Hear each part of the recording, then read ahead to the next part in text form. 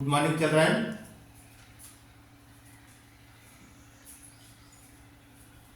Welcome to MPP School K Vattavalaಸ.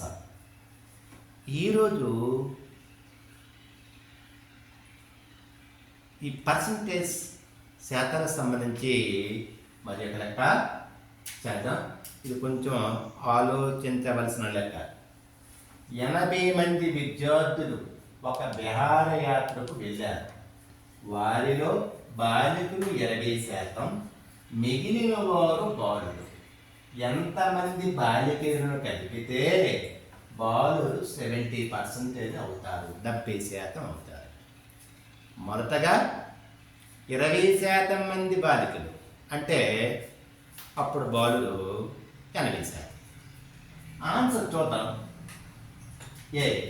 16 మంది కలిపితే బాలురు 70 అవుతారా, 70% అవుతారా?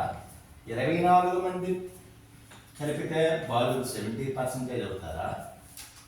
12 మంది కలిపితే బాలురు 70% అవుతారా? 8 మంది బాలికలు కలిపితే బాలురు 70% అవుతారా? ఇది లెక్క. చూడండి, ఫస్ట్ మొత్తం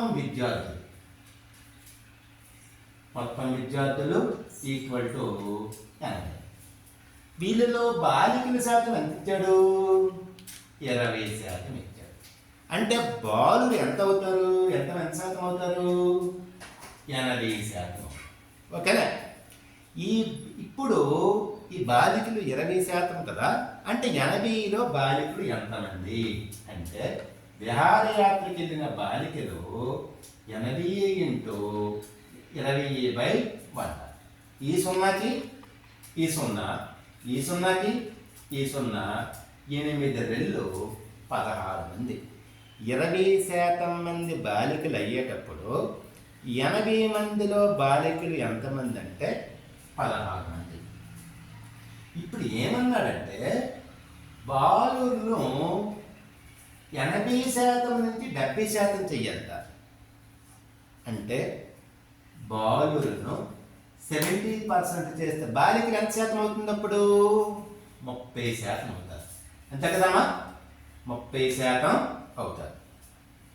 బాలికలు 30% అయితే బాలికల సంఖ్య 80 ఇంటూ 30/100.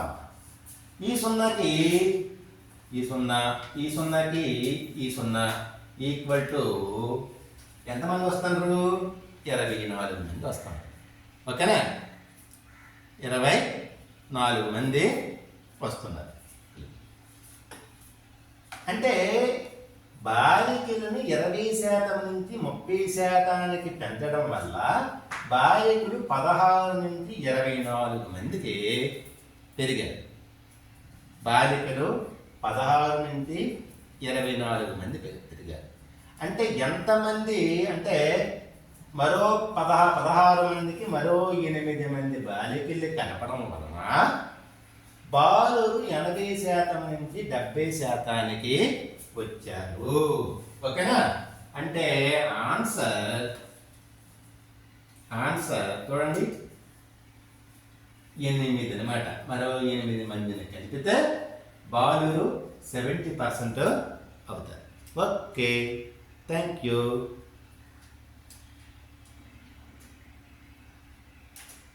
ఇది కట్ట